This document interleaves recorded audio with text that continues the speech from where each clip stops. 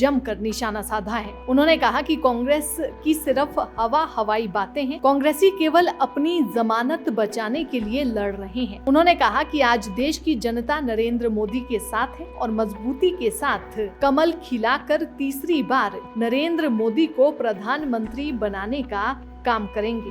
Doctor Ashok Tanwar फूल का गांव में चुनाव प्रचार करने के बाद पत्रकारों से बातचीत कर रहे थे। वहीं उन्होंने कहा कि वे 4 मई को अपना नामांकन पत्र दाखिल करेंगे, जिसमें मुख्यमंत्री नायब सिंह सैनी, विप्लव देव सहित भाजपा के तमाम नेता मौजूद रहेंगे। वो कहते हैं भले हाथी निकल गया पूछ बाकी है, तो ऐसा ही है। अब तो 50 दिन का चुनाव निकल गया और 20-22 दिन का चुनाव बाकी है और इस बीच में लाखों लोगों से जनसंपर्क हम लोगों ने किया, उनका आशीर्वाद लिया और पूरा देश एक बार फिर मोदी जी के साथ है, कमल खिलाने के लिए तैयार है। पहले से ज़्यादा मजबूती से वो कमल खिलाएगा और जो विरोधी लोग हैं मुझे लगता है कि उनकी जमानतें जब्त होंगी और जमानतें बचाने के लिए संघर्ष करेंगे।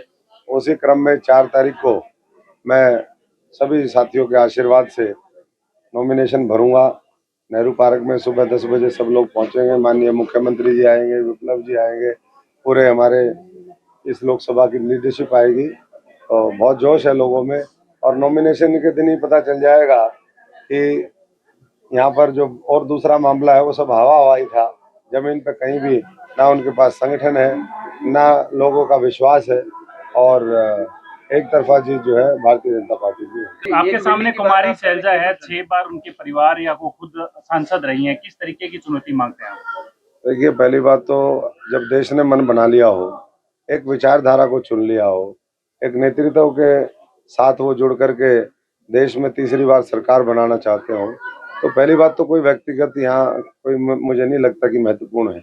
लेकिन जब मैं सांसद था, हमारे पत्थर और हमारी उपलब्धि देख लीजिए और जिनके बारे में आप चर्चा कर रहे हैं उनके पत्थर ढूंढ लीजिए, आपको समझ में आ जाएगा कि मुझे एक बार मौका दिया यहाँ के लोगों ने। हम 45-50 हजार करोड़ रुपए के प्रोजेक्ट लेकर के आए और जब अब मोदी जी का साथ है, आशीर्वाद है, तो लाखों करोड़ रुपए के फिर प्रोजेक्ट लेकर के आएंगे।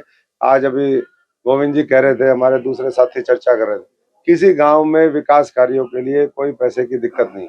और ज्यादा मजबूती के साथ फिर हम मिलकर के प्रयास करेंगे और न केवल आज तीसरी बार देश के अंदर सरकार बने, बल्कि प्रदेश में फिर दोबारा मनोहर लाल जी, नायब जी के नेतृत्व में तीसरी बार फिर सरकार बनाने की ओर आज हमारा प्रदेश अग्रसर है और किसान मजदूर हर वर्ग अपने आप को ताकतवर महसूस कर रहा है।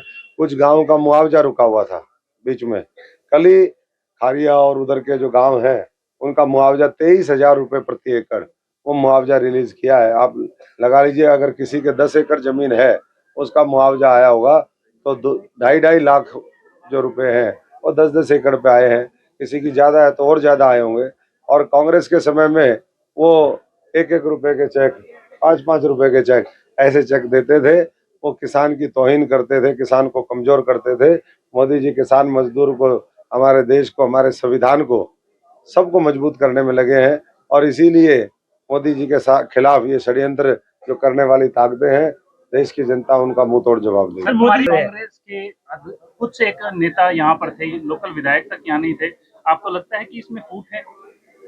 देखिए, सबको पता है, ये मीडिया ने, आप लोगों ने क्यों हवा बना दी थी मुझे पता नहीं। जिस पार्टी के पास संगठन ही नहीं है, जिसके पास ना बूथ पे संगठन, ना गांव में वर्कर, ना लोगों के बीच में जाना आना, ना उनका यहाँ पर रहना, तो ये सारी चीजें इस बात का संकेत है कि हवा में जो है बहुत ज्यादा समय तक वो नहीं होता।